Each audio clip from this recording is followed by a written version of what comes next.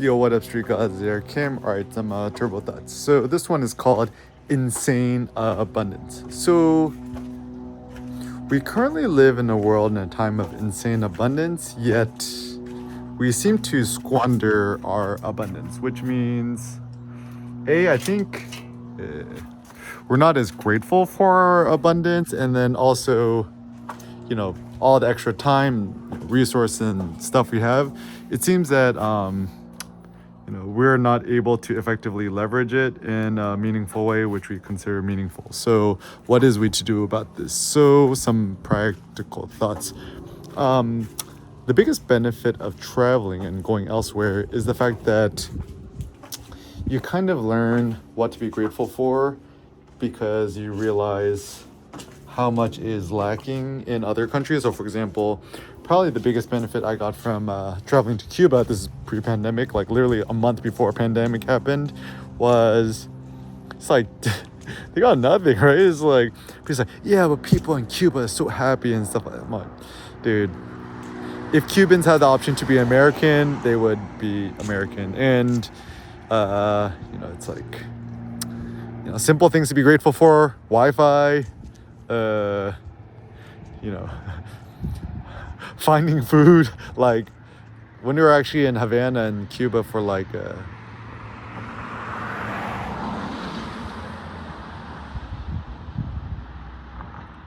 were there for like I don't remember how long we were there, a few weeks, a week, 2 weeks, I don't know, something like that.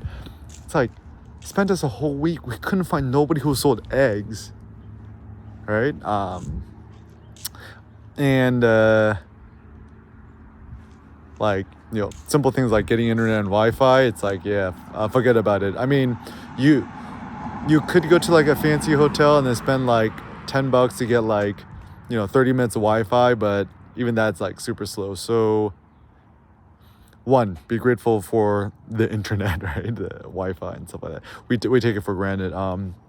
A practical thought is if you really want to be more creatively productive, whatever, try to be offline creative productive. So for example, um, you know, turn off your Wi-Fi or go to somewhere without Wi-Fi access, whatever, um, and use that time to write, think, meditate, vlog, blog, whatever. Pro tip is actually surprisingly one of the best places to go zen creative is a cruise, right?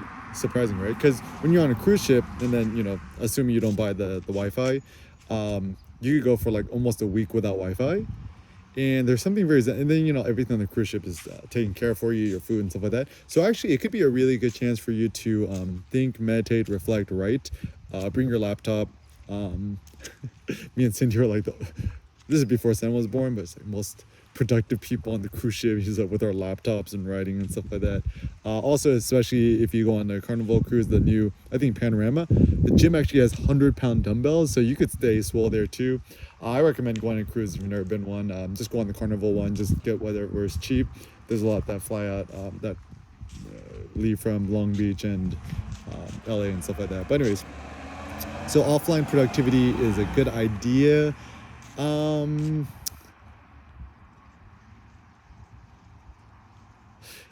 Digital photography is the way. I think film photography is interesting because it definitely seems much more romantic and sexy and interesting, but ultimately at the end of the day, shooting film, it's like driving an old Honda Accord, and shooting film is like shooting digital like Ricoh GR3X. It's like being in plaid mode in a brand new Tesla Model S plaid, right? So you want to go plaid or you want to go 1995 Honda Accord?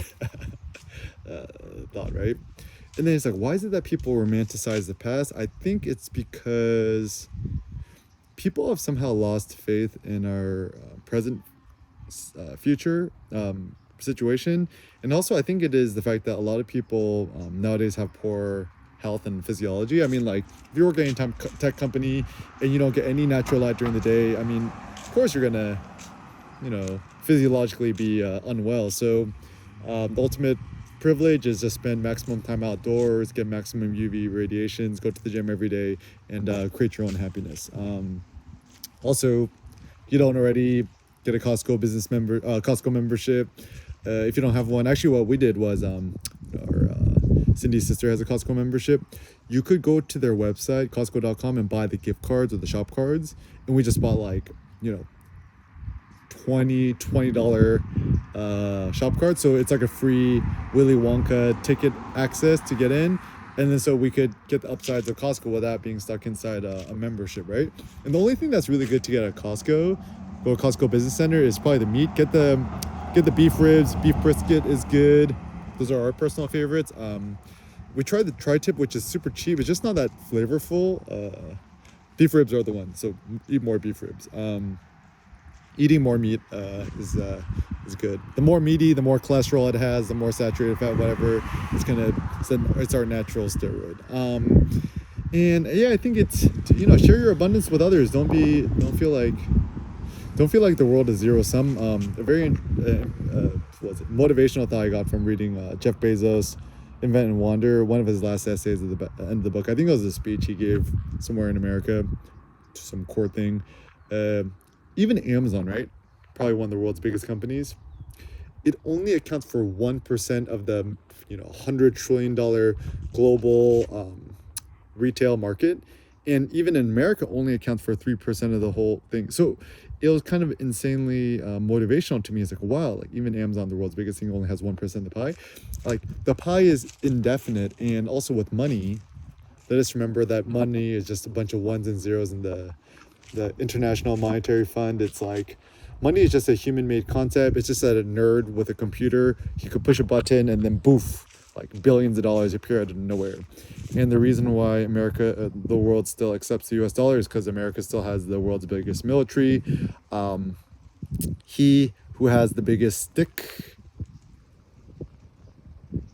will low-key coerce every other country to accept it. So I can't speak for what country you're in, but if you're in America and you're getting paid in US dollars, or you have US dollars in the bank, I think we should be very grateful. I thought I had too, is just like, I mean, for the most part, I'm kind of like anti-military, but I do understand that if it wasn't for the US military, I wouldn't have the privileges and the freedom of speeches and stuff that I got today. So I feel like regardless of what your stance is on the military, whatever, at least like be respectful towards people who've done the armed services or the past. Seems like a generally a good idea.